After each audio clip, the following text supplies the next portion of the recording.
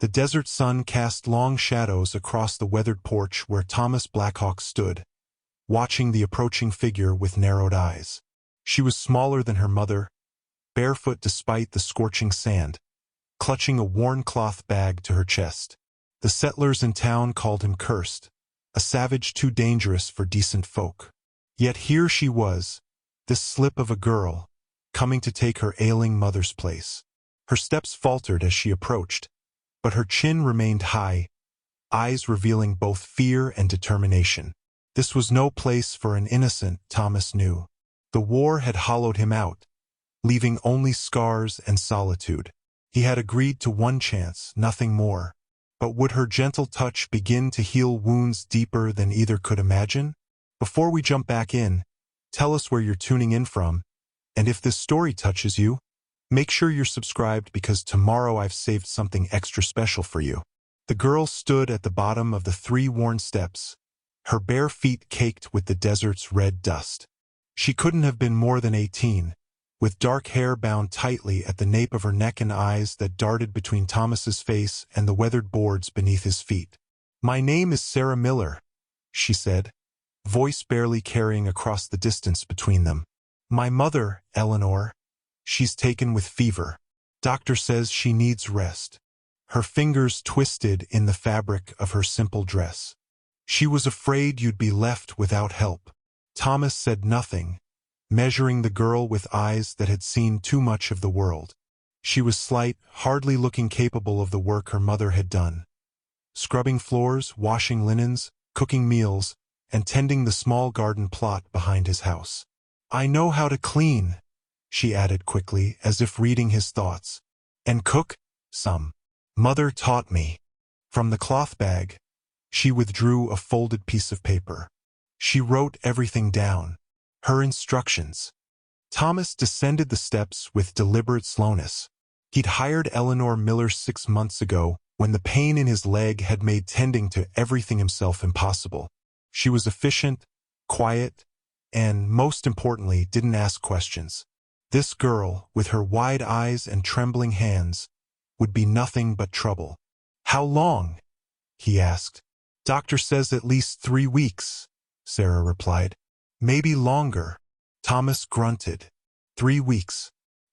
He could manage alone for 3 weeks, but the thought of the work piling up, of forcing his bad leg to cooperate through long days of labor, made the old anger rise in his chest. "One chance," he said finally. "That's all. I need the work done right." Relief flooded her face. "Thank you, Mr. Blackhawk. I won't disappoint you." "Thomas," he corrected. "Just Thomas." He turned, gesturing for her to follow him inside. The house wasn't large, 3 rooms downstairs and 2 small bedrooms above. But it was solid, built with his own hands after the war, when he couldn't bear to return to the reservation or stay among the white settlements that had sprung up across the territory. "Your mother sleeps in the back room when she stays overnight," Thomas said, pointing to a small door off the kitchen. "There's a bed, a basin. That's all." Sarah nodded, taking in the main room with its simple furnishings, a table, 2 chairs, a bookshelf lined with volumes. Her eyes lingered on a woven blanket with traditional Apache patterns hanging on one wall, then quickly moved away when she caught Thomas watching her. "You'll start in the morning," he said. "Sunrise. Your mother usually leaves before sunset. Same pay." Sarah clutched her bag tighter.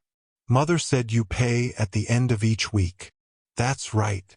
She nodded again, a decisive little motion. "I'll send it to her. For the doctor." Thomas felt something unexpected, a flicker of respect for this girl's determination. He tamped it down quickly. "The garden needs watering tonight," he said, turning away from her earnest face. "Buckets by the back door. Your mother usually does the washing on Mondays, cleaning on Tuesdays. She'll have written it all down, I expect." "Yes, sir." "Thomas," Sarah corrected herself. She hesitated, then asked, "Is there anything else I should know?" Thomas paused at the door to his study. "I don't need pity," he said flatly.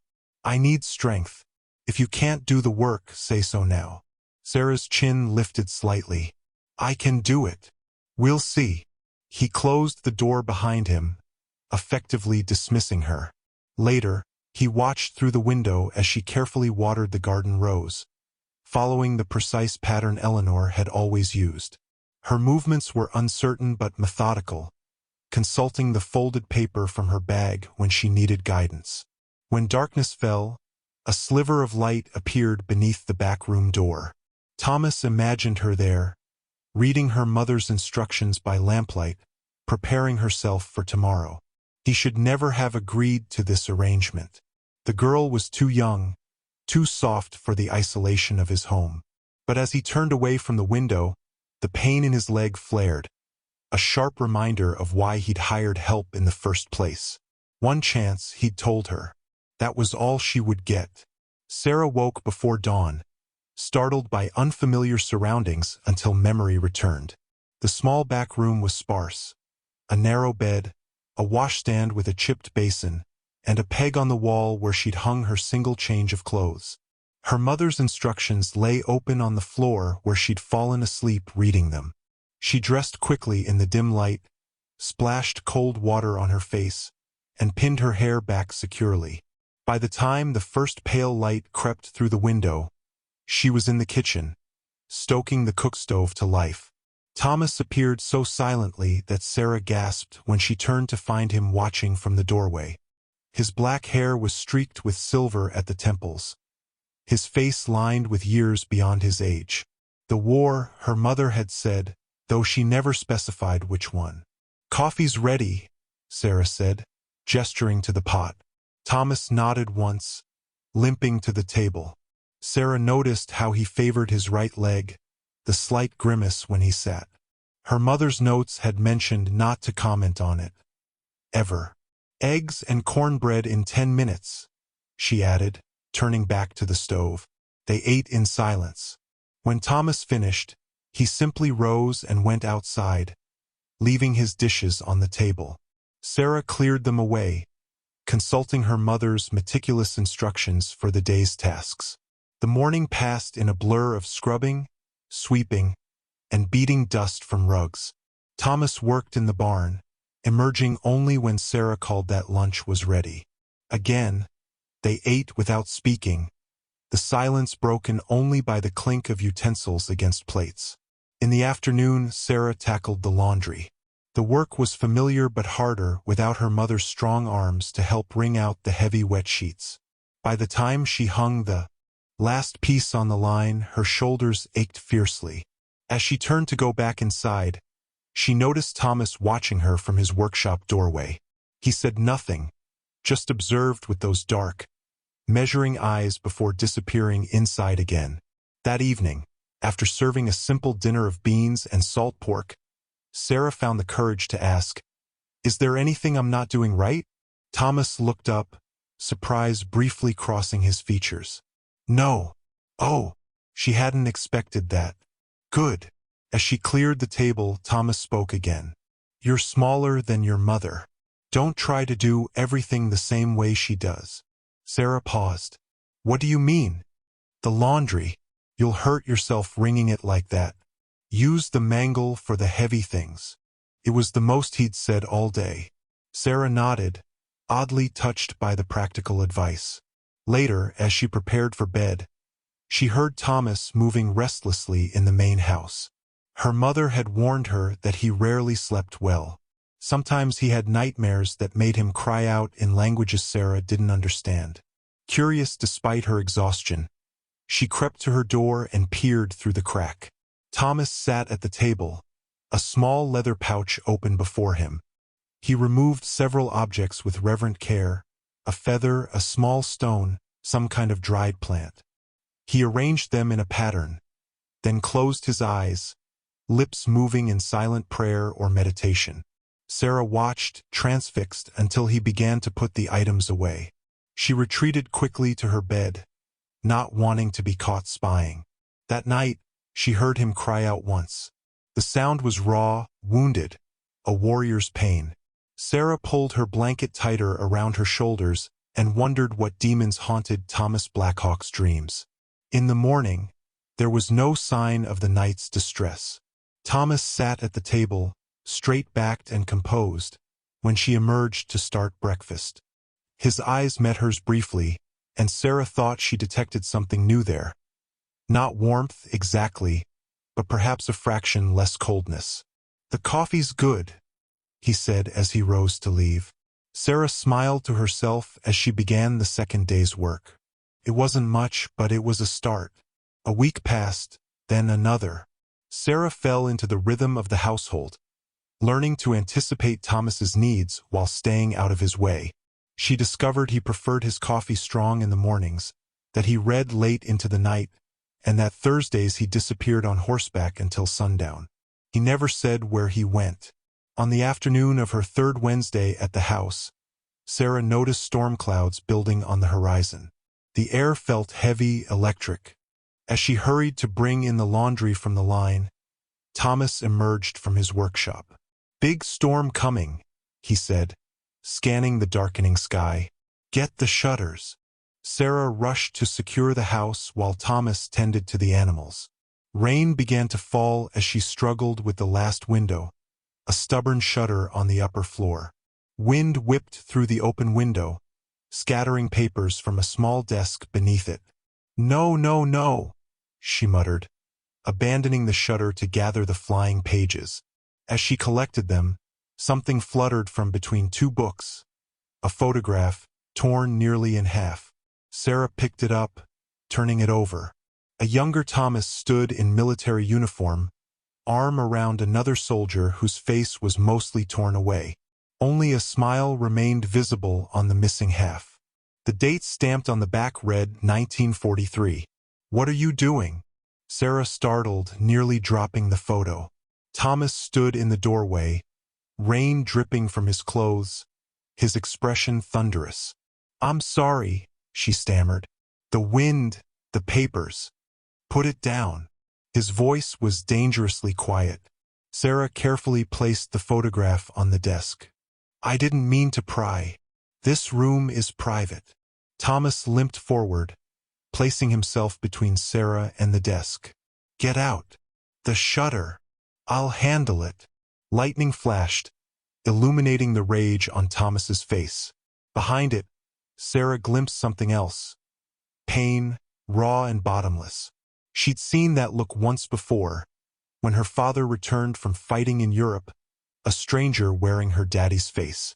"You were a code talker," she said softly, "like the Navajo men in the Pacific."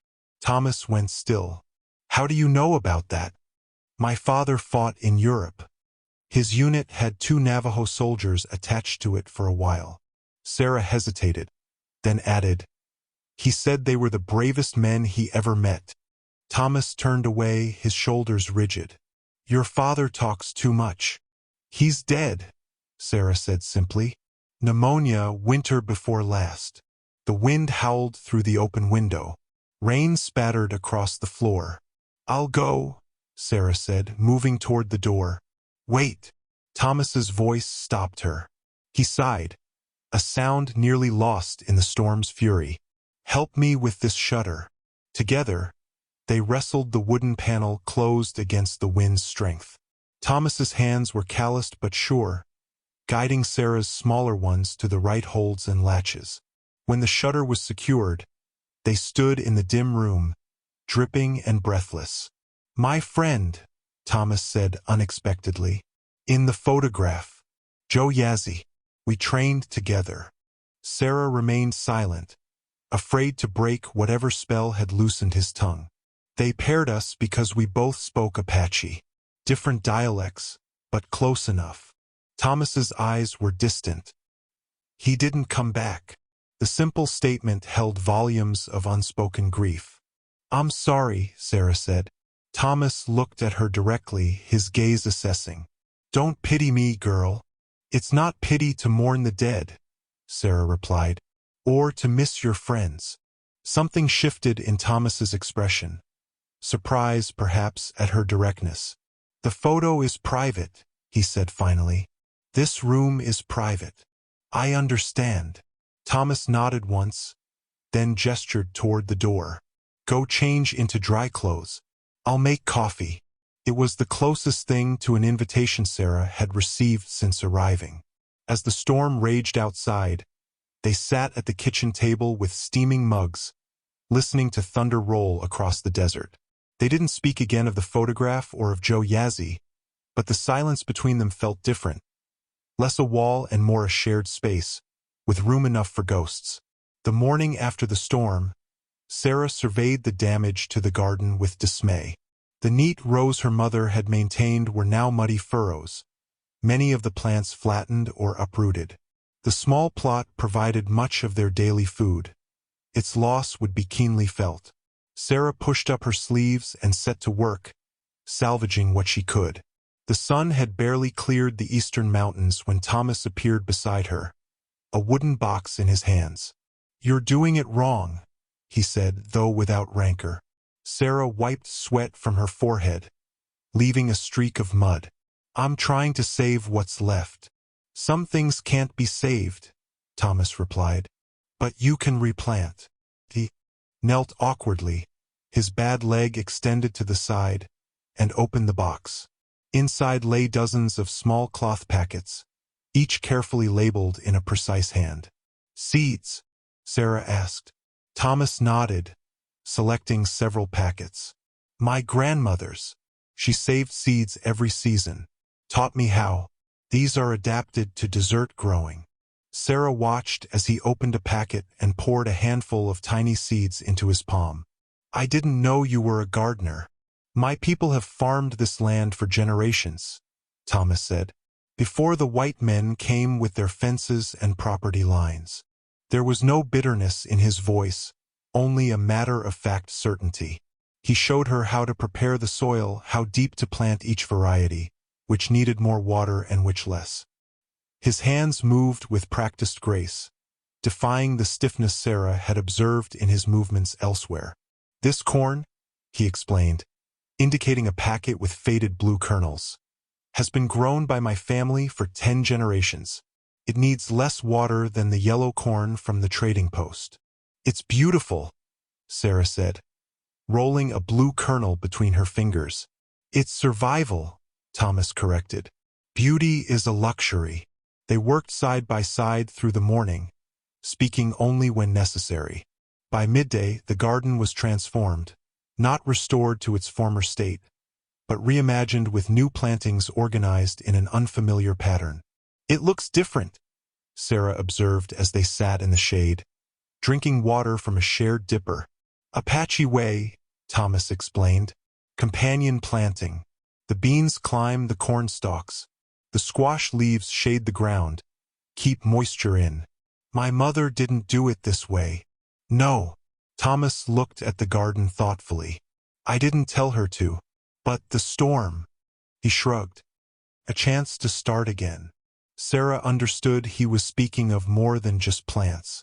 That evening, after Thomas had gone to bed, Sarah wrote to her mother by lamplight.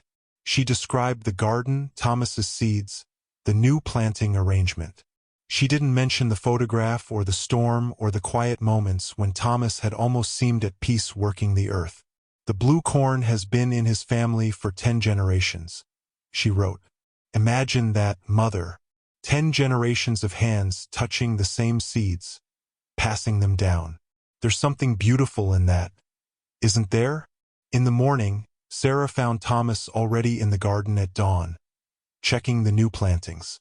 He didn't acknowledge her when she brought him coffee, but he accepted the cup with a nod. "The herbs should go there," he said, pointing to a bare patch near the water barrel.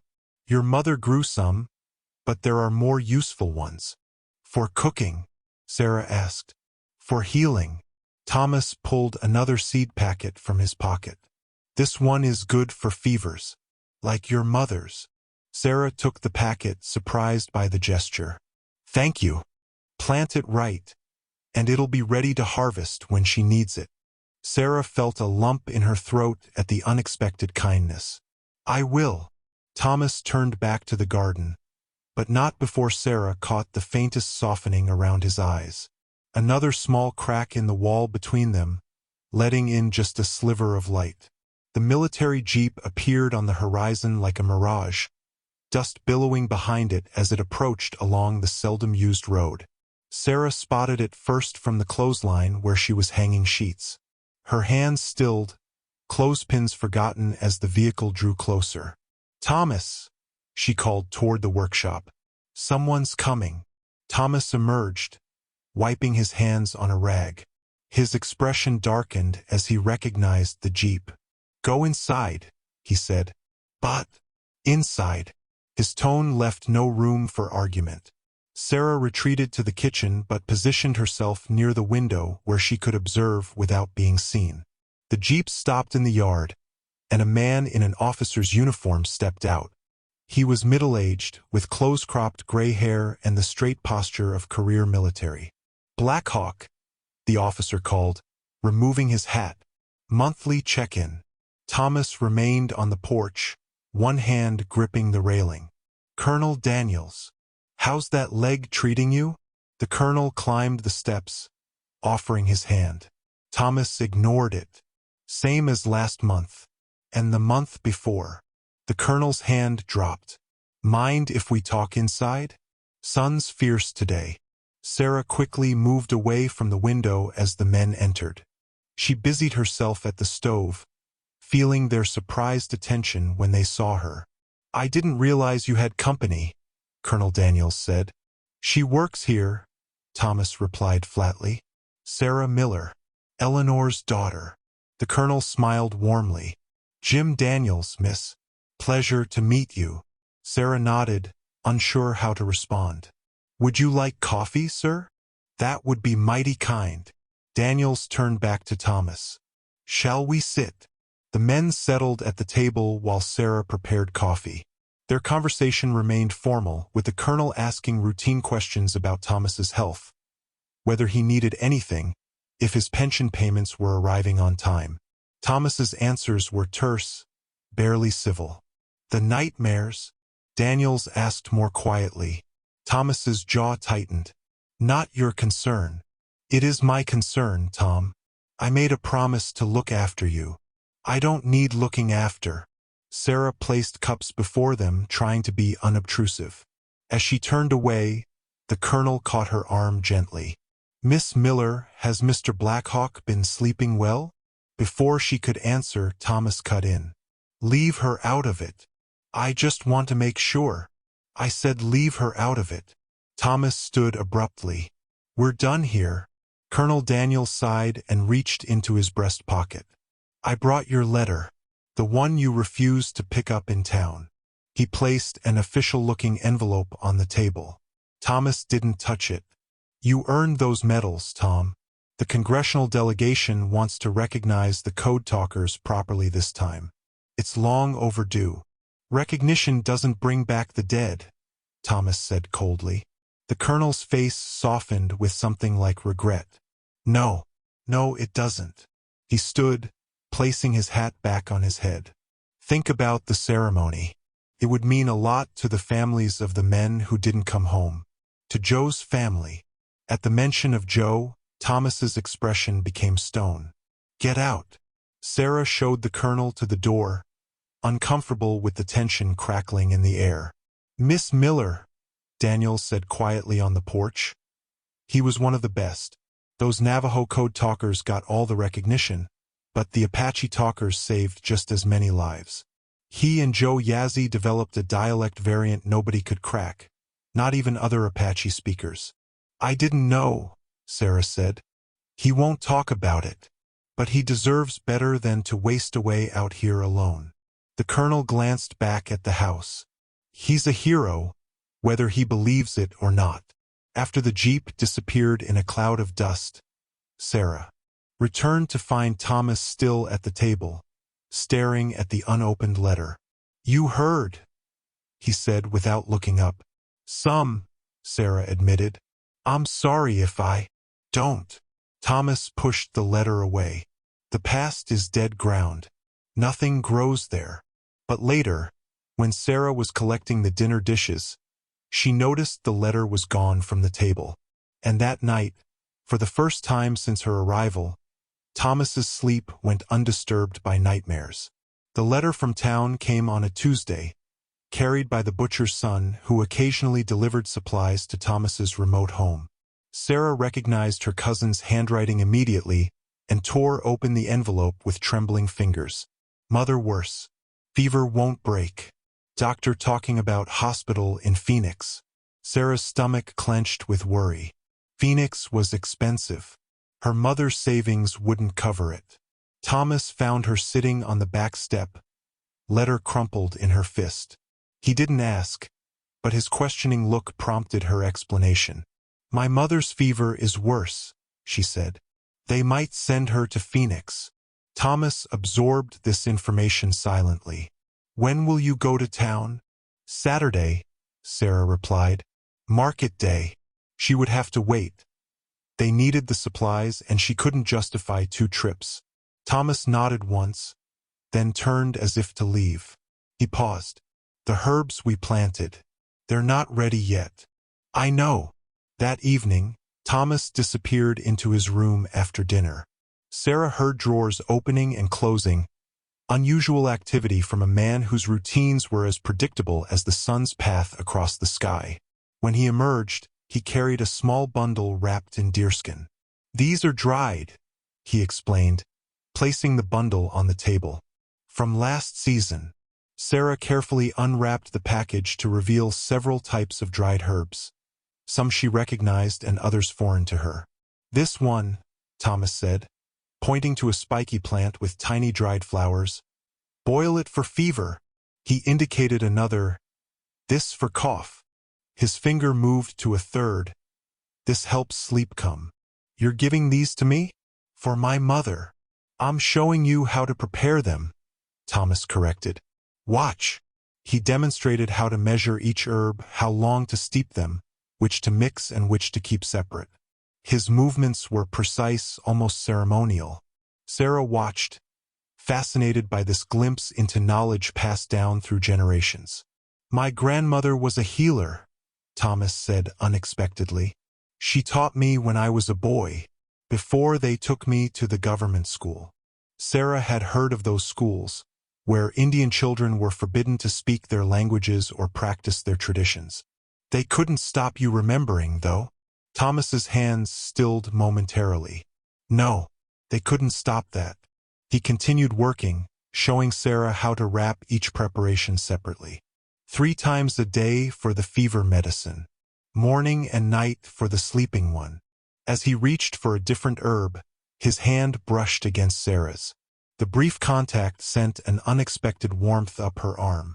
Thomas withdrew quickly, but Sarah noticed a slight change in his breathing. These medicines, she said, trying to recapture the moment's equilibrium. They're Apache traditions? Thomas nodded. My grandmother learned from her grandmother, and back many generations. Like your seeds. Yes, knowledge kept alive. He glanced at her. Your people have forgotten much of the old knowledge. Not all of us want to forget, Sarah said softly. Something flickered in Thomas's eyes. Surprise, perhaps, or reevaluation. When all the medicines were prepared and wrapped, Thomas pulled a small leather pouch from his pocket. For carrying, he explained. It was my grandmother's. Sarah accepted the pouch reverently. I'll take good care of it. See that you do. His voice was gruff but lacking its usual edge. As Sarah placed the wrapped medicines in the pouch, she gathered her courage. Would you tell me about her? Your grandmother. Thomas was silent so long that Sarah thought he wouldn't answer. Then, she sang when she worked with plants. Said they could hear her, know her intentions. His voice softened with memory. She had songs for everything. Planting, harvesting, healing. Could you teach me one? Sarah asked, then immediately regretted her boldness. But Thomas surprised her. Perhaps, someday. He closed the pouch gently. Your mother will need these now. As he handed her the medicine bundle, their fingers touched again, and this time, Thomas didn't pull away quite so quickly. Saturday arrived with a clear sky and merciless sun. Sarah rose earlier than usual, packing a small bag with the medicine pouch and a lunch Thomas had unexpectedly prepared the night before. She found him waiting on the porch, his horse saddled beside him. "You're coming with me?" she asked, surprised. Thomas shook his head. "Just to the crossroads. You can take the horse from there." Sarah had planned to walk the 5 miles to town, as she had no horse of her own. The offer was unexpected kindness. They rode in silence, Thomas seated behind her, his presence solid and warm at her back. At the crossroads where the dirt track met the main road, he dismounted smoothly despite his bad leg. "Be back before dark," he said, handing her the reins. "Horse knows the way home." Sarah nodded. "Thank you." Thomas's expression remained impassive, but he reached into his pocket and pulled out a small pouch. "For your mother. Medicine costs." Before Sarah could respond, he turned and began walking back toward his house, his limp more pronounced without the horse to support him. Sarah watched him for a moment, then urged the horse toward town. Millerville was barely more than a wide spot in the road. A general store, a saloon, a small church, and scattered houses stretching back from the main street. As Sarah rode in, she felt the weight of curious eyes following her progress. Thomas's horse was well known, and her presence on it would spark talk. She tied the horse outside the general store and stepped inside, the medicine pouch tucked securely in her pocket. Mrs. Everett, the storekeeper's wife, looked up from her ledger with undisguised interest. "Sarah Miller. Wasn't sure we'd be seeing you again, working out there all alone with that Indian." Sarah kept her expression neutral as she handed over the list of supplies. "Mr. Blackhawk has been a fair employer, ma'am." Mrs. Everett's eyebrows rose. "Fair? That's not what folks say about him." "What do folks say?" Sarah asked, unable to contain her curiosity.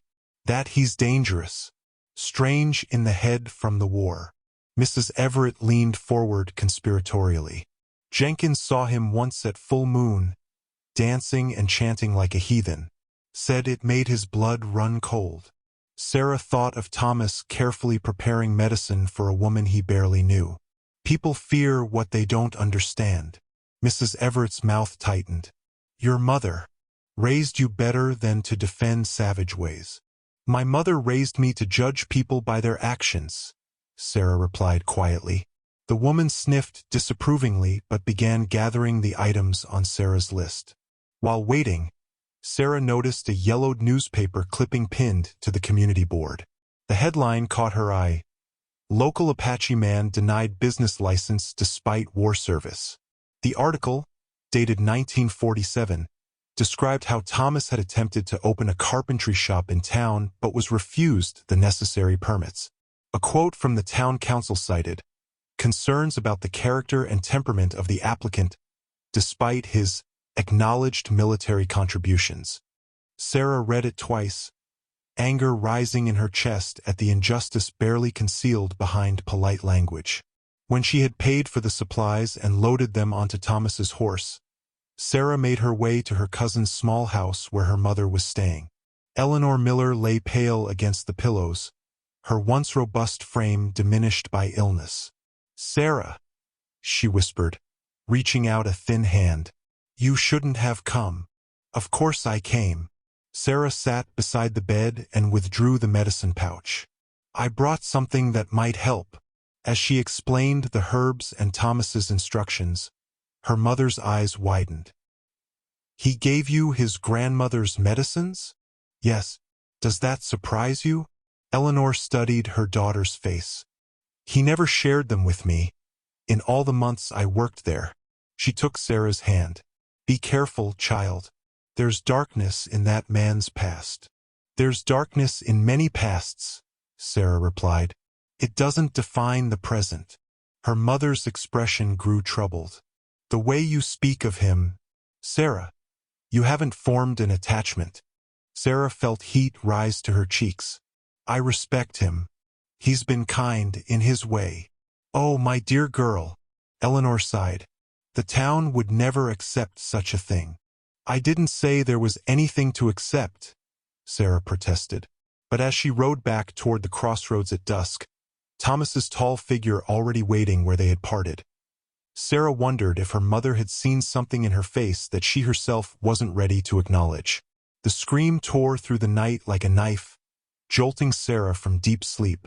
She sat upright, heart pounding, disoriented in the darkness until a second cry, raw and agonized, clarified her surroundings. Thomas. Her mother had warned her about his nightmares. Never disturb him, Eleanor had cautioned. He doesn't know where he is when they take him. Could be dangerous. Sarah pulled her shawl around her shoulders and lit a small lamp. The cries had stopped, but she could hear movement from Thomas's room. Pacing, ragged breathing. She hesitated at her door, torn between respecting his privacy and responding to obvious distress. A crash decided her. Sarah hurried across the main room to Thomas's door, knocking softly. "Thomas? Are you all right?" No answer came, only labored breathing. "I'm coming in," she warned, then slowly opened the door. The room was in disarray. A chair overturned, books scattered across the floor. Thomas stood by the window, his back to her, shoulders heaving. His hair hung loose around his face, and his nightshirt was soaked with sweat. "Thomas," Sarah said gently, staying by the door. "It's Sarah. You're home. You're safe." He didn't respond, didn't seem to hear her. His hands gripped the window frame so tightly his knuckles showed white. Sarah took a cautious step forward. "Thomas, you were dreaming. It's over now." Slowly he turned. His eyes were haunted, seeing something, someone, far beyond the room's confines. "Joe," he whispered hoarsely. Sarah's heart constricted. "No, Sarah, Eleanor's daughter." Recognition gradually returned to his gaze. "Sarah." He passed a trembling hand over his face. "You shouldn't be here. I heard you cry out." Thomas's jaw tightened. "Go back to bed. I'm fine." But as he moved from the window, his leg buckled. Sarah rushed forward instinctively, catching his arm before he fell. For a moment, they stood frozen in the unexpected contact, his skin burning hot beneath her fingers. "Let me help you," she said softly. To her surprise, he didn't pull away. She guided him to sit on the edge of the bed, then retrieved the overturned chair. "I'll get you some water." When she returned with a cup, Thomas had composed himself somewhat, though his hands still trembled. He accepted the water without meeting her eyes. "The medicine your grandmother taught you," Sarah ventured. "Did she have anything for bad dreams?" Thomas looked up, surprise momentarily replacing the haunted expression. "Yes, but I don't use it." "Why not?" "The dreams." He paused. "They're a punishment. A reminder." "Of what?" Thomas set the cup down carefully. "Of those I couldn't save." In the lamplight, Sarah noticed a wooden flute on the bedside table. She'd never seen it before. "You play?" she asked, grateful for a change of subject. Thomas followed her gaze. "Sometimes, when the dreams come." "Would it help to play now?" He hesitated, then reached for the instrument. A simple wooden flute decorated with intricate carvings. "My father made this before he died." Thomas raised the flute to his lips and began to play. The melody that emerged was unlike anything Sarah had heard before. Haunting, melancholy, yet strangely soothing. It filled the small room, seeming to breathe with a life of its own. Sarah sat motionless, afraid to break the spell. Thomas played with eyes closed, his features gradually relaxing as the music worked its own kind of medicine. When the final note faded, silence settled between them. Not the tense, wary silence of previous days, but something gentler, almost peaceful. "That was beautiful," Sarah whispered. Thomas carefully placed the flute back on the table. "My grandmother said music heals what herbs cannot reach." Without thinking, Sarah placed her hand over his scarred one. "She was wise, your grandmother." Thomas looked down at their hands, but didn't withdraw. Yes, she was. They remained that way for several heartbeats before Sarah realized the intimacy of the moment. She slowly stood. "Will you be all right now?" Thomas nodded. "Go back to sleep, Sarah." At the door, she paused. "If the dreams return." "They won't. Not tonight." As Sarah returned to her room, she could still hear the flute's melody echoing in her mind. And for the first time since her arrival, she understood that Thomas Blackhawk's scars went far deeper than the visible ones on his hands and leg. The morning after Thomas's nightmare, something had changed between them. The walls hadn't fallen completely, but doorways had appeared, small openings where light could pass through. Thomas no longer avoided Sarah's gaze at meals, and sometimes he would linger at the table after eating, quietly watching as she worked. 3 days later, as Sarah kneaded bread dough in the kitchen, Thomas appeared with a small leather-bound notebook in his hands. "Your mother," he said without preamble. "She never asked about Apache words." Sarah dusted flour from her fingers. "I imagine she thought it would be improper to ask." "And you? Do you think it improper?" "No," Sarah replied honestly. "I think language is a gift." Thomas considered this, then placed the notebook on the table. "This belonged to Joe. He was teaching me to write our language. We never finished." Sarah recognized the significance of him sharing something of Joe's. She wiped her hands clean and sat at the table, waiting. Thomas remained standing, but opened the notebook to reveal pages of careful notations. English words alongside their Apache equivalents, with symbols indicating pronunciation. Apache wasn't written down originally. We passed words through speaking, listening. "Will you teach me some words?" Sarah asked. Thomas seemed surprised by the request, but nodded. He sat across from her and turned the notebook so they could both see. "Shilgatso," he said slowly. "It means, with me there is beauty." Sarah attempted to repeat the phrase, stumbling over the unfamiliar sounds. Thomas shook his head slightly. "Listen again. Shilgatso." He emphasized the subtle inflections. Sarah tried once more, closer this time, but still not quite right. Thomas surprised her by reaching across the table to gently place his fingers against her throat. "Feel the sound here," he instructed. "Not in your mouth. Deeper." The unexpected touch sent warmth spreading across Sarah's skin. She swallowed, nodded, and tried a third time. "Better," Thomas said, withdrawing his hand. Again, they continued with simple words. Sun, water, horse, bread. Thomas was a patient teacher, correcting Sarah's pronunciation without criticism. She was a quick student, eager to capture the music in the ancient language. "Shirchu," Thomas said, pointing to the word in the notebook. "Grandmother," Sarah translated, then asked, "What was her name?" "Your grandmother." Thomas was quiet for a moment. "Nijoni. It means beautiful in Navajo. My grandfather was Navajo. They weren't supposed to marry, different tribes, different ways, but they did. They chose love over tradition," Sarah observed. "They chose each other," Thomas corrected. "It caused trouble. Both families disapproved. But they stayed together? Until death." Thomas's expression softened with memory. "She used to say that hearts don't know tribal boundaries." "She sounds wise." "She was." Thomas traced a finger over a word in the notebook. "She taught me that language holds power. Each word carries the breath of our ancestors." They worked through more phrases until the bread dough threatened to overrise. As Sarah returned to her baking, Thomas remained at the table, adding new words to the notebook in his precise handwriting. "Sure." He spoke without looking up.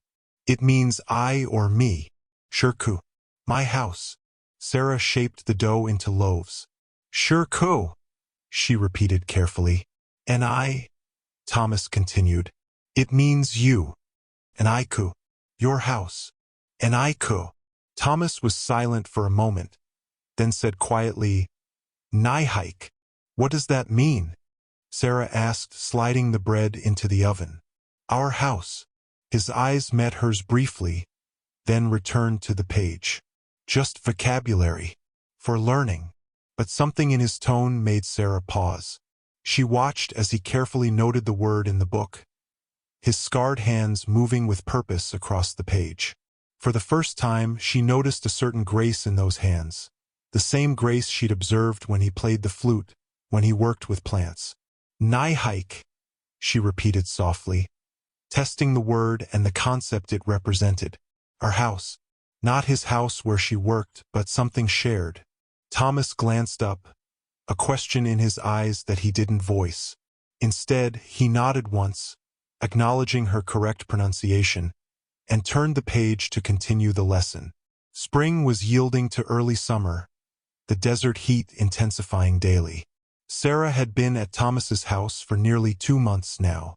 Her mother was improving slowly, the Apache medicines helping where the doctor's remedies had failed, but was still too weak to resume her duties.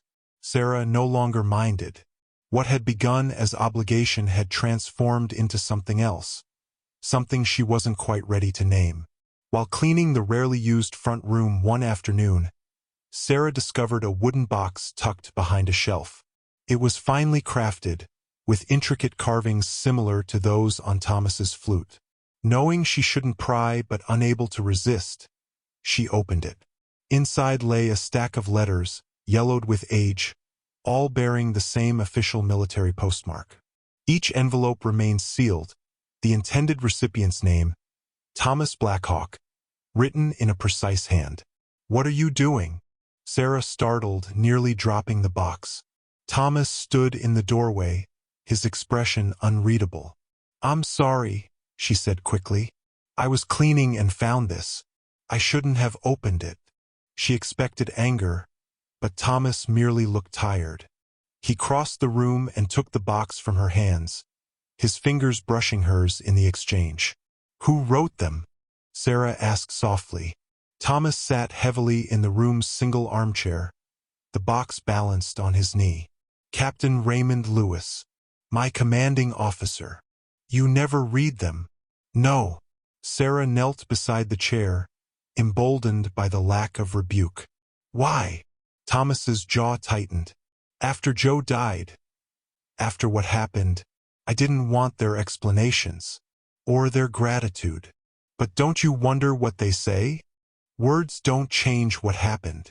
Thomas traced the lid of the box. Joe is still dead. The others too.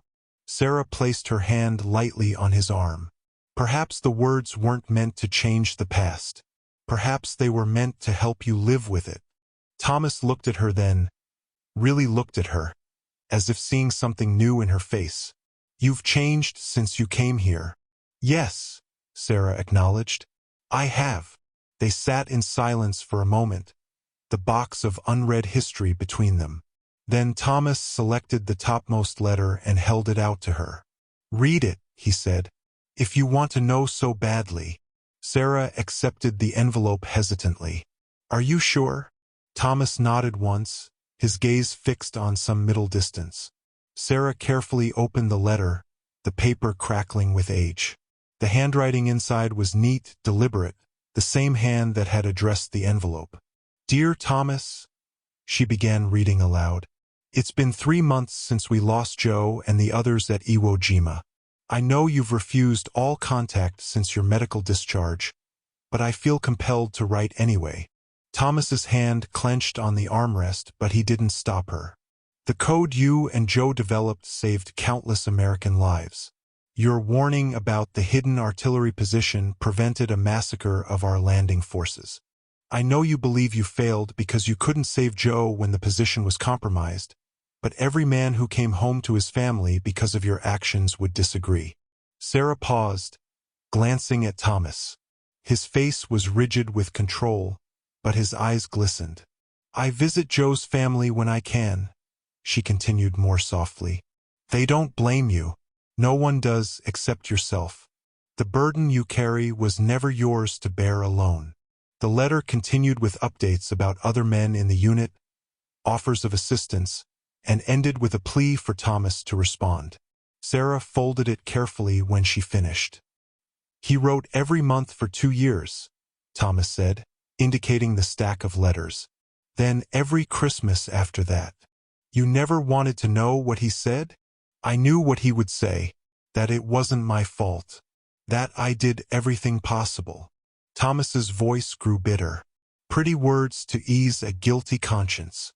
Or the truth, Sarah suggested gently. Thomas met her eyes, his own dark with decades of carried pain. Joe was my brother in all but blood. We promised to protect each other. I failed. You were wounded too, Sarah said, remembering his scars, his limp. I lived. He didn't. Sarah touched the letter again. His family doesn't blame you. They should. Thomas. Sarah took his hand impulsively.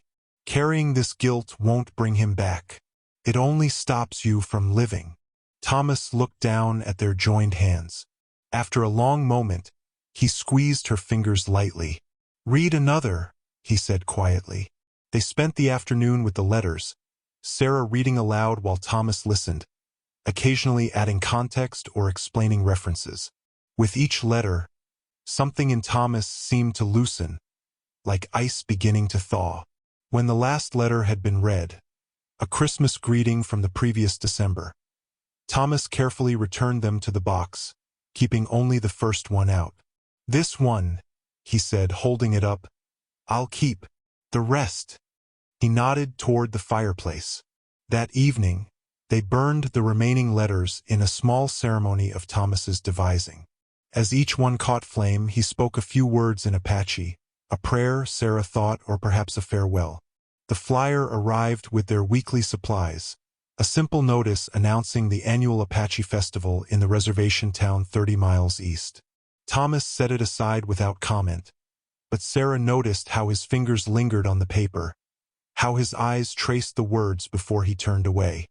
That evening, as they sat on the porch watching the sunset paint the desert in fire, Sarah found the courage to ask, "Do you ever attend the festival?"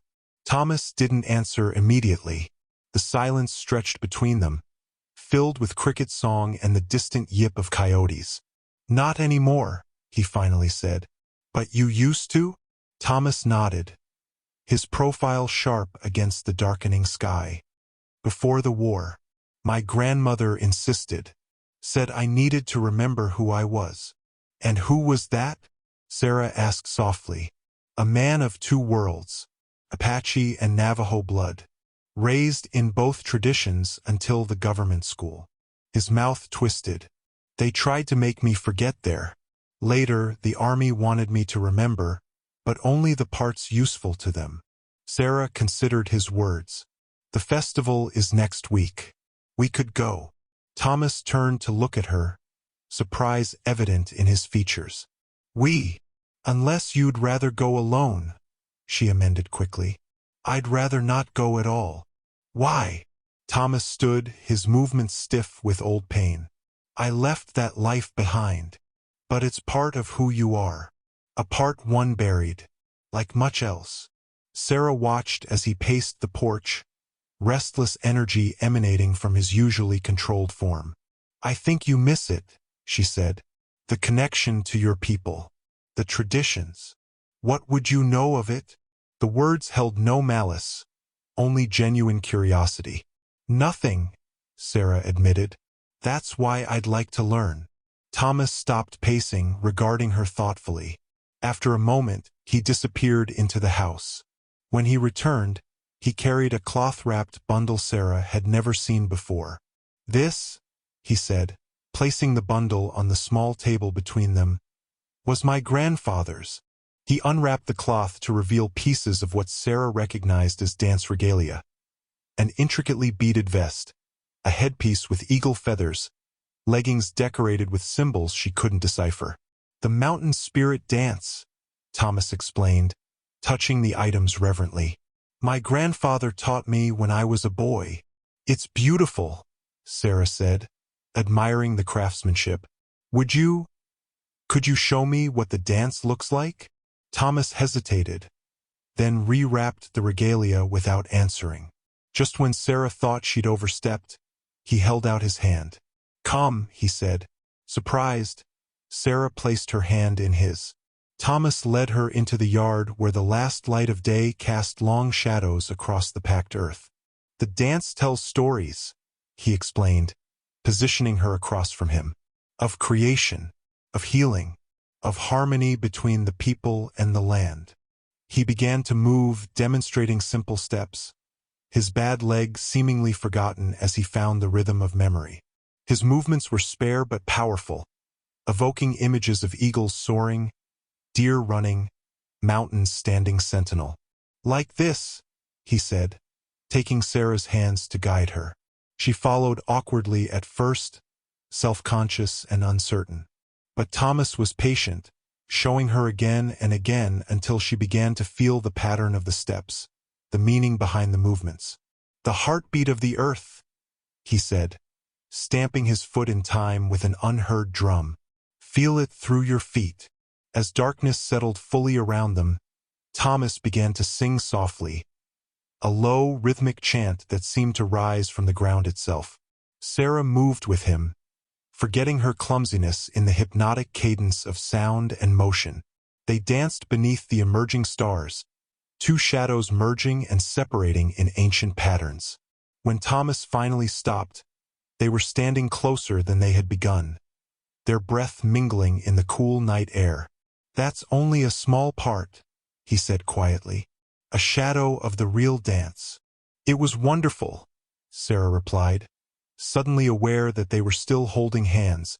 Thomas seemed to realize it too. He looked down at their joined fingers, then slowly, deliberately, raised his gaze to her face. "Sarah," he said, her name like a question in his mouth. The moment stretched between them, taut with possibility.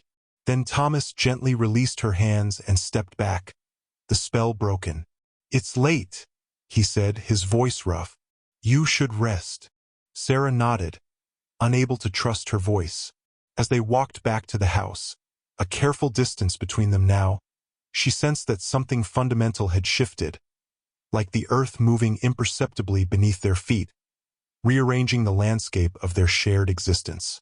That night, Sarah dreamed of dancing with Thomas beneath a vast sky filled with stars that sang in Apache. The fever came without warning. One morning Sarah woke feeling slightly unwell. By noon she could barely stand.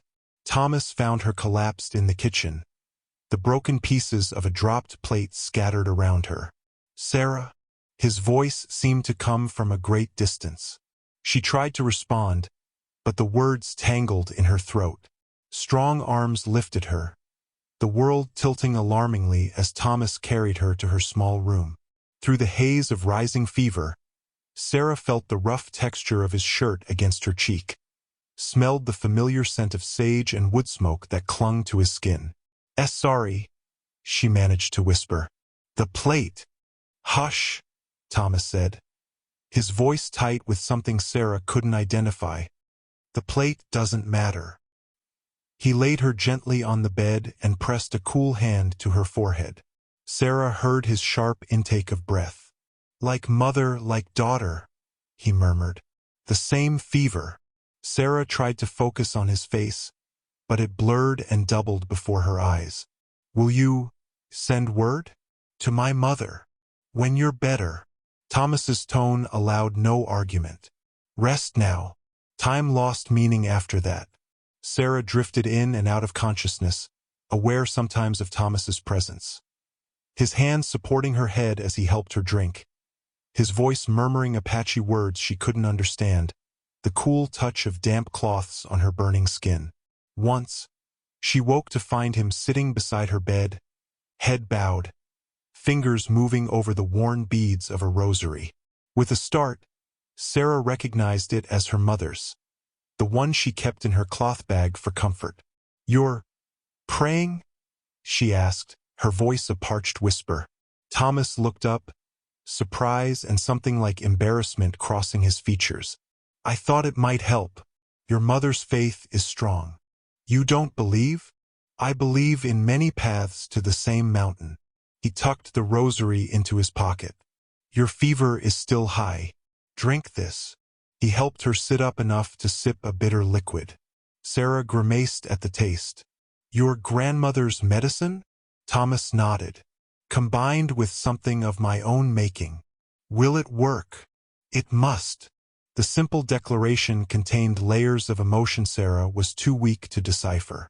Later, hours or days, she couldn't tell. Sarah woke from troubled dreams to find Thomas asleep in the chair beside her bed, his head at an awkward angle, one hand still holding hers. Even in sleep, lines of worry creased his forehead. Thomas, she whispered. He woke instantly, years of wartime vigilance evident in his immediate alertness. What do you need? You should rest properly. In your bed. I'm fine here. You'll hurt your neck. A ghost of a smile touched his lips. You're concerned about my comfort while you burn with fever? Yes. The word emerged stronger than Sarah expected. Thomas's expression softened. Your fever is breaking, he said, touching her forehead. The medicine is working. Sarah became aware that her nightdress was damp with sweat, her hair plastered to her neck. I must look terrible. You look alive. Thomas's voice held a depth of feeling that sent a different kind of heat through Sarah's weakened body. That's all that matters. He helped her drink water, then prepared a fresh cup of medicine. As Sarah drifted back towards sleep, she felt Thomas gently brushing her hair back from her face. Don't leave, she murmured, catching his hand. I won't, he promised. In the hazy space between waking and dreaming, Sarah heard Thomas speaking softly in Apache. Though she couldn't understand the words, their cadence was like a lullaby, carrying her toward healing sleep. When she woke again, weak sunlight filtered through the window. The fever had broken. Thomas was still there, dozing in the chair, her mother's rosary clasped in his hand. Sarah studied his face in repose, the proud line of his nose, the silver threading through his black hair, the scars life had etched upon his skin. In sleep, the hardness was gone, leaving only the man himself, vulnerable, human. As if sensing her gaze, Thomas opened his eyes. For a moment, before he could reassemble his usual guarded expression, Sarah glimpsed something naked in his face. Fear, relief, and something deeper that made her heart beat faster despite her weakness. You stayed, she said softly. Thomas nodded, slipping the rosary back into his pocket. I promised I would. The simple statement contained a world of meaning. In that moment, Sarah understood that Thomas Blackhawk was a man who kept his promises, no matter the cost. Recovery came slowly. For days after the fever broke, Sarah remained weak, confined to her bed or the chair. Thomas had moved to the porch where she could sit in the healing sunlight. He tended to her with unexpected gentleness, preparing broths and teas, helping her walk when her strength began to return. You're a good nurse, Sarah remarked one evening as they sat on the porch, watching the sunset paint the desert gold. Thomas shrugged. I've had practice. In the war. Is that where you learned about medicines? Combining your grandmother's knowledge with what you learned as a medic. Thomas looked surprised. How did you know I was a medic? You mentioned it during my fever, when you were making the medicine. Sarah smiled. I wasn't always delirious. A rare, brief smile touched Thomas's lips. No, not always. They fell into comfortable silence, the kind that had become increasingly common between them. As darkness gathered, Thomas rose and went inside, returning with a cylindrical object Sarah had never seen before. A rain stick, he explained, sitting beside her again. My grandfather made it. The desert people's way of calling to the sky spirits. He tilted the stick, and a sound like gentle rainfall emerged. Tiny seeds or pebbles cascading inside the hollow tube. The sound was soothing, hypnotic. It's beautiful, Sarah said. Thomas nodded. When I was a boy, my grandfather would tell stories while making this sound. Said it helped the words flow like water. Would you tell me a story? Sarah asked. About your life before. Before the war? Thomas tilted the rain stick again, listening to its soft music. What do you want to know? Everything you're willing to share. Thomas was quiet for so long that Sarah thought he wouldn't answer. Then he began to speak, his voice low and measured, the rain stick punctuating his words with gentle percussion. I was born on the reservation, third son of a mother who died bringing me into the world. My father was a carver, wood, bone, stone. He taught me to use my hands to create beauty. Thomas held up his scarred hands, studying them in the fading light. That was before the government school took me away. How old were you? Sarah asked. 7. Old enough to remember what I was losing, too young to fight. The rain stick whispered as he turned it. They cut my hair, forbade me to speak my language, taught me that my people's ways were savage. I believed them for a time. Sarah reached out impulsively, covering his hand with hers. Thomas looked at their joined hands but didn't pull away. When I was 16, my father died. I returned to the reservation for the funeral.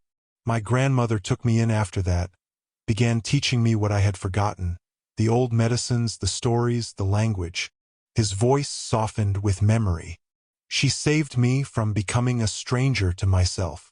And then the war came, Sarah prompted gently when he fell silent. Thomas nodded. They came looking for Navajo boys who could speak their language. Found some of us Apache speakers too. Thought we might be useful. A hint of bitterness entered his voice. Suddenly our savage tongues were valuable. National assets. He described the training, the secrecy surrounding the Code Talker program, the friendships formed with other native soldiers. And finally, haltingly, he spoke of Joe, the Apache boy from a neighboring reservation who became his brother in all but blood.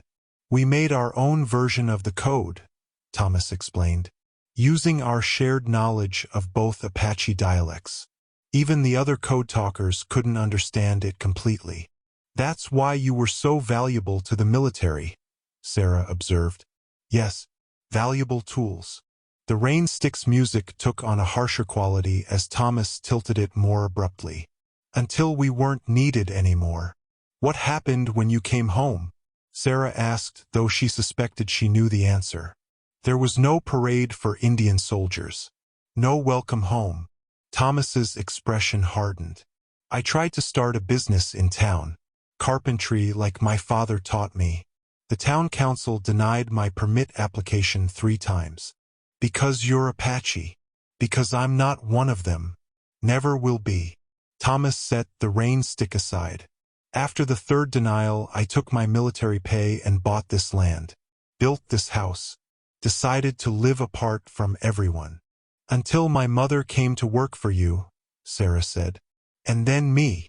Thomas turned to her, his gaze direct in the gathering darkness. I thought isolation was the answer. I was wrong. What is the answer, then? Sarah asked softly. Thomas's hand turned beneath hers, their fingers intertwining. I'm still finding out, he said, his voice barely above a whisper. A letter arrived from Sarah's mother a week after her recovery. Eleanor was feeling stronger, the doctor said, perhaps strong enough to resume her duties by month's end. Sarah read the news aloud at breakfast, watching Thomas's face for his reaction. That's good, he said after a pause that stretched too long. Your mother is a good worker. Yes, Sarah agreed, folding the letter carefully. She is. Neither mentioned what hung unspoken between them, that Sarah's time at the house would soon end. They went about their day as usual, but a new tension hummed beneath ordinary tasks, making even simple interactions feel weighted with significance. That evening, Thomas disappeared into his workshop after dinner. Sarah sat on the porch, watching lightning flicker on the distant horizon, wondering why the prospect of returning home filled her with such melancholy. The screen door creaked. Thomas emerged, holding something in his closed fist. Storm coming, he observed, settling into the chair beside her. Just heat lightning, Sarah replied. It won't reach us. Thomas nodded, then fell silent, his fingers working nervously around whatever he held. Sarah had never seen him fidget before. Your mother will be well enough to return soon, he finally said. So her letter says. You'll go back to town then. It wasn't a question, but Sarah answered anyway. I suppose I will. Thomas opened his hand, revealing a simple silver ring with intricate etched patterns. This was my mother's, he said quietly. My father made it for her. Sarah's breath caught. It's beautiful. In my tradition, Thomas continued, his voice carefully neutral. When a man asks a woman to share his life, he offers something of value, something with history. Sarah's heart began to race.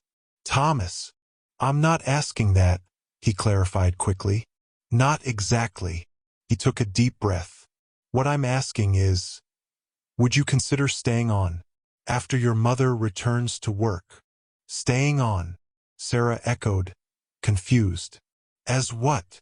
Thomas looked away, towards the distant lightning. As whatever you wish to be. Friend. Companion. He paused. Wife, perhaps, someday. If you were willing. The word hung in the air between them, fragile and monumental. The town would never accept it, Sarah said softly. No, Thomas agreed. They wouldn't. My mother might not either. Thomas closed his hand around the ring again. I know what I'm asking. I know what it would mean for you. Sarah studied his profile in the gathering darkness. The strong line of his jaw, the silver threading through his black hair, the quiet dignity that had drawn her to him from the beginning. Why? She asked simply. Thomas turned to face her, his expression more open than she had ever seen it. Because when you're here, the house feels like a home again. Because you see me. Not the dangerous Apache, not the forgotten soldier, just me. His voice roughened. Because I've been alone too long, and I don't want to be alone anymore. Sarah reached for his closed hand, covering it with her own. Those are good reasons, she said. But there's something else you need to say. Thomas looked down at their hands, then back to her face. Because I love you, he said, the words awkward in his mouth, as if unused for decades. I didn't expect to. I didn't want to, but I do. Sarah felt tears spring to her eyes. I love you too, she whispered. That's why leaving feels impossible. Thomas opened his hand, offering the ring again. Then don't leave. Sarah looked at the silver circle gleaming in his palm. May I think about it? Not about my feelings, those are certain, but about what it would mean. For both of us. Of course. Thomas didn't hide his disappointment, but nodded understanding. Take whatever time you need. Sarah stood, needing space to sort through the tumult of emotions. At the door, she paused. Thomas. He looked up. I've never felt like I belonged anywhere, she said. Until I came here. A smile, a real one, rare and transformative, crossed Thomas's face. Neither have I, he admitted. Until you came. That night, Sarah lay awake long after the house had gone quiet, thinking of Thomas and his mother's ring, of the town's certain condemnation, of her own mother's likely dismay. And beneath these concerns, a deeper truth. In this house with this man, she had found something she never knew she was seeking. A place where her heart felt at home. Outside, the heat lightning continued to flicker, illuminating the desert in brief, brilliant flashes. Much like love had illuminated the landscape of her life, revealing possibilities she had never imagined existed. The urgent knocking came before dawn. Sarah woke instantly, heart pounding. No one ever came to Thomas's house, especially not at this hour. Thomas was already moving, rifle in hand as he went to the door. Sarah pulled on her robe and followed, staying back in the shadows of the hallway. Who's there? Thomas called, voice hard with suspicion. It's Daniel Miller, came the reply. Sarah's cousin. Please, I need to speak with her. Sarah stepped forward. Daniel? What's happened? Thomas opened the door cautiously. Daniel stood on the porch, hat in hand, face lined with worry. It's your mother, he said without preamble. She's taken a turn. The doctor says. He faltered. You should come, Sarah. Right away. I'll get dressed, Sarah said, already turning. I'll saddle the horses, Thomas added, surprising both Sarah and Daniel. Horses? Daniel asked. You're coming too? Thomas fixed him with a steady gaze. Yes. There was no time to argue. Within minutes, they were riding toward town, pushing the horses as fast as they dared in the pre-dawn darkness. Sarah's mind raced with worry. Her mother had been improving, the Apache medicines helping where the doctor's remedies had failed. What had changed? They reached her cousin's house as the first light of day was breaking. Sarah dismounted before Thomas could help her, rushing inside while the men tended to the horses. Her mother lay pale against the pillows, her breathing shallow but steady. The doctor sat beside the bed, looking up with surprise when Sarah entered. Miss Miller, he said, rising. Your cousin found you quickly. How is she? Sarah asked, moving to her mother's side. Stable for now. The fever returned suddenly last night. The doctor glanced at his bag. I've done what I can. Sarah took her mother's hand. Mother? It's Sarah. Eleanor's eyes fluttered open, recognition dawning slowly. Sarah? You came. Of course I came. Eleanor squeezed her daughter's hand weakly. Is he with you? The Apache? Before Sarah could answer, Thomas appeared in the doorway, filling it with his tall frame. The doctor stiffened, but Thomas paid him no mind. His attention focused solely on Eleanor. I'm here, he said simply. To Sarah's surprise, her mother smiled. Good. Come closer, Thomas Blackhawk. I need to see you properly. Thomas approached the bed, removing his hat. He nodded respectfully to Eleanor. Your medicines helped before, she said. More than the doctor's. She cast an apologetic glance at the physician, who frowned but said nothing. I've brought more, Thomas said, producing a small pouch from his pocket. If you're willing. I am. Eleanor's gaze moved between Thomas and Sarah, noting something in their expressions. You two have something to tell me, I think. Sarah felt heat rise to her cheeks. Mother, this isn't the time. On the contrary, Eleanor interrupted with surprising strength. When you face death, timing becomes very important. You're not going to die, Sarah insisted. Eleanor smiled gently. Perhaps not today, but I've been granted a glimpse of my mortality, Sarah. It clarifies one's priorities. She turned to Thomas. You care for my daughter. It wasn't a question, but Thomas answered anyway. Yes. And you, Sarah? You care for him? Sarah nodded, unable to form words around the lump in her throat. Eleanor sighed, closing her eyes briefly. When she opened them, there was a clarity that surprised Sarah. Come here, both of you, she said, patting the bed beside her. From beneath her blanket, Eleanor withdrew a folded piece of fabric. As she shook it out, Sarah recognized her mother's half-finished quilt, the one she had been working on before falling ill. I started this for you, Eleanor said to Sarah. A wedding quilt. I always assumed you'd marry Daniel's boy or the blacksmith's son. She smoothed the patchwork with trembling fingers. But life rarely follows our assumptions. Does it? Mother, Sarah began. Let me finish, child. I haven't much strength. Eleanor looked directly at Thomas. You're a good man, Thomas Blackhawk. I've known it since I first came to work for you. Quiet, honorable, carrying burdens no one should have to bear alone. Thomas remained silent, but Sarah saw the surprise in his eyes. The town will make things difficult, Eleanor continued. They always fear what they don't understand. She took Thomas's scarred hand in her frail one.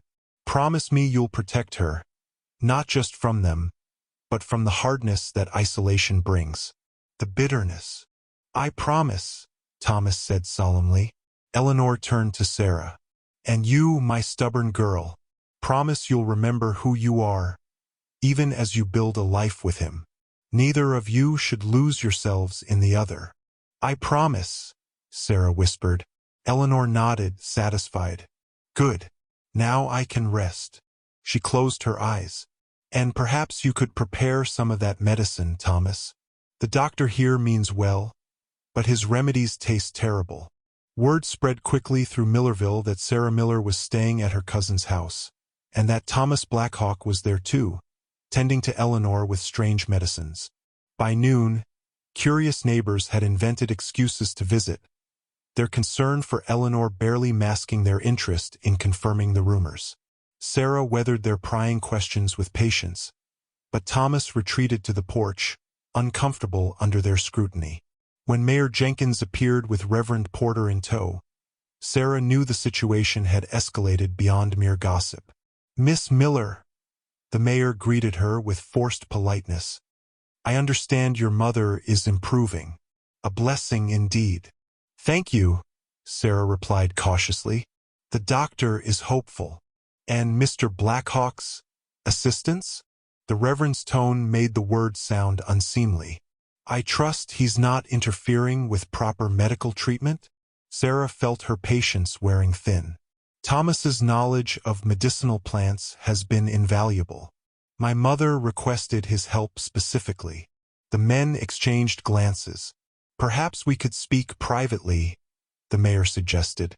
A matter of community concern. Before Sarah could respond, Thomas appeared in the doorway behind her.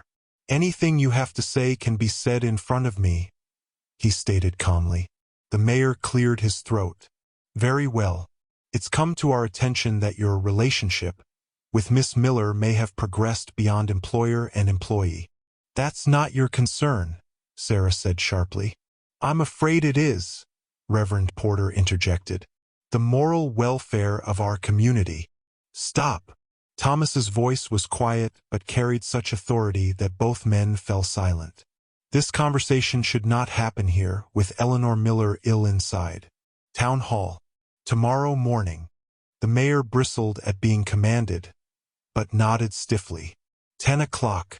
The town council will convene. After they left, Thomas produced a leather folder Sarah had never seen before.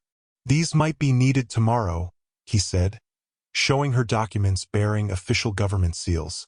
What are they? Proof of my land ownership, military service records, tribal council recognition. His expression was grim. Proof that I am a man, not just an Apache. Sarah placed her hand on his arm. You don't need papers to prove your worth. In their world, I do. Thomas's eyes held a weariness that broke Sarah's heart. I've fought this battle before, Sarah. I know how it ends. This time is different, she insisted. This time you're not alone. The next morning, they entered the town hall together. The room was packed. It seemed every adult in Millerville had come to witness the confrontation. The town council sat at a long table at the front, Mayor Jenkins in the center, flanked by the Reverend and 3 other prominent citizens. This emergency meeting of the Millerville Town Council is now in session, the mayor announced pompously. We are here to address the matter of Thomas Blackhawk and his association with Miss Sarah Miller. Murmurs swept the room. Sarah felt Thomas stiffen beside her, but he remained composed, his face a careful mask. It has been brought to our attention, the mayor continued, that Mr. Blackhawk intends to marry Miss Miller. We have convened to express the town's opposition to such a union. On what grounds? Sarah demanded, stepping forward before Thomas could stop her. Reverend Porter answered, on grounds of moral decency, Miss Miller. Such mixing of races goes against natural order. Angry whispers filled the room. Sarah felt her face flush with indignation. Natural order? She repeated incredulously. There's nothing natural about your prejudice, Reverend. The mayor banged his gavel. Miss Miller, your mother has been a respected member of this community. We understand you may have been unduly influenced during your isolation with this individual. His name is Thomas Blackhawk, Sarah said clearly, and he's a better man than anyone in this room. Gasps and mutters erupted from the crowd. The mayor banged his gavel again. Mr. Blackhawk was denied a business license in this town despite his distinguished military service, Sarah continued, her voice gaining strength. He was good enough to risk his life for this country, but not good enough to open a carpentry shop on Main Street? That's ancient history, the mayor dismissed. Is it? Thomas finally spoke, his voice steady as he placed his documents on the council table. These are my tribal council papers, confirming my rightful ownership of my land. Land your council tried to claim was improperly purchased. These are my military records, Distinguished Service Cross, Purple Heart, citations for valor. He met each council member's eyes in turn. I didn't come here seeking your approval. I came out of respect for Sarah and her family. An unexpected voice rose from the back of the room. I stand with them. Sarah turned to see her cousin Daniel on his feet. My Aunt Eleanor gave her blessing, Daniel announced. That's good enough for me. Another voice joined in, the butcher who delivered supplies to Thomas. Blackhawks always paid his bills and dealt fair. Can't say that about everyone in this room. More voices added support, though many remained silent or openly hostile. The town was dividing before their eyes. Thomas took Sarah's hand openly. We didn't come to split your town, he told the council. But we won't live by your prejudice either.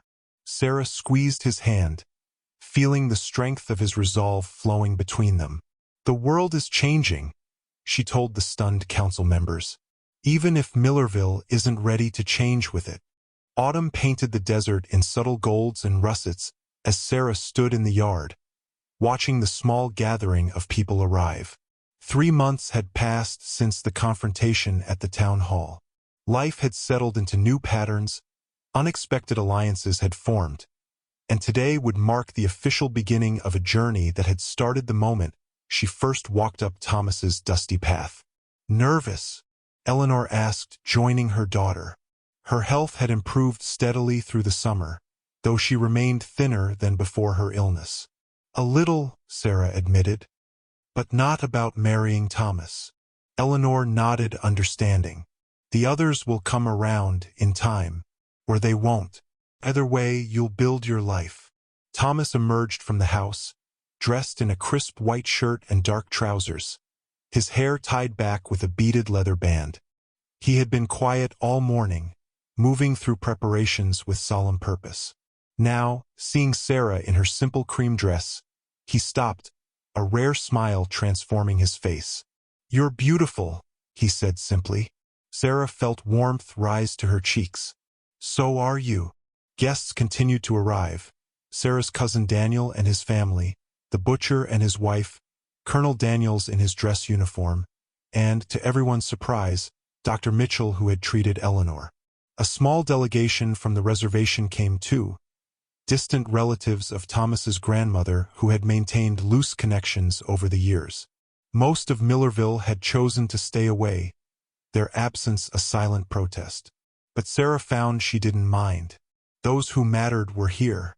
The ceremony blended traditions, a Christian prayer led by Daniel, who had studied for the ministry in his youth, Apache blessings performed by an elder from the reservation, and vows Thomas and Sarah had written together, speaking of paths joining, of strength found in difference, of love transcending boundaries. When Thomas placed his mother's silver ring on Sarah's finger, his hands were steady, his eyes holding hers with quiet certainty.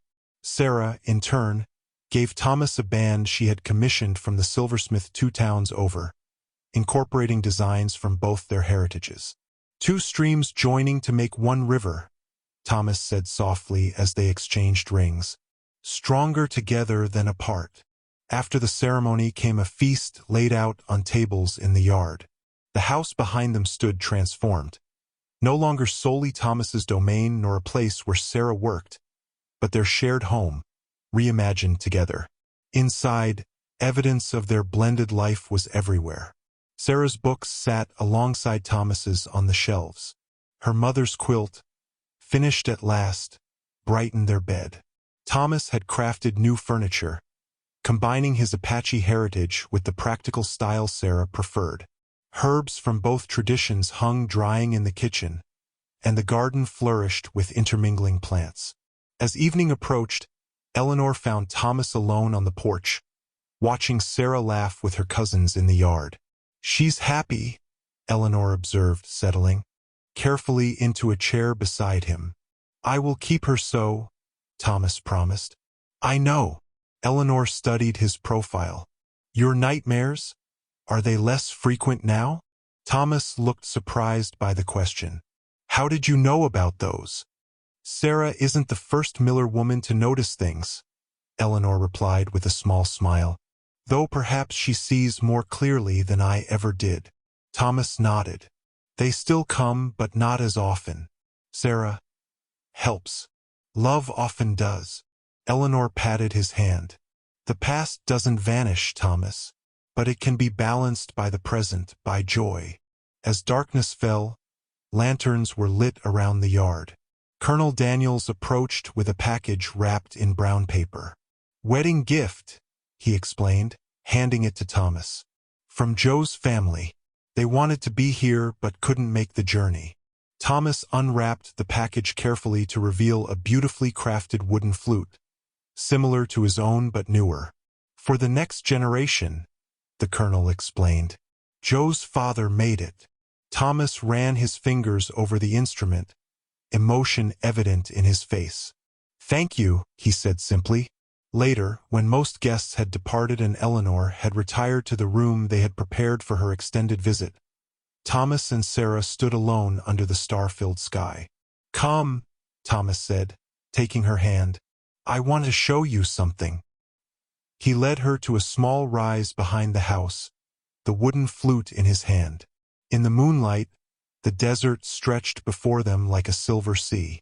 "This is where I used to come when the memories were too much," Thomas explained. "When I thought I would always be alone." Sarah leaned against him, feeling the solid warmth of his body. "And now," Thomas lifted the flute to his lips and began to play. Not the solitary, haunting melody she had heard during his nightmare, but something new, something that spoke of hope and possibility. When the last note faded into the desert night, Thomas lowered the flute and looked at his wife. "Now," he said softly, "I am home."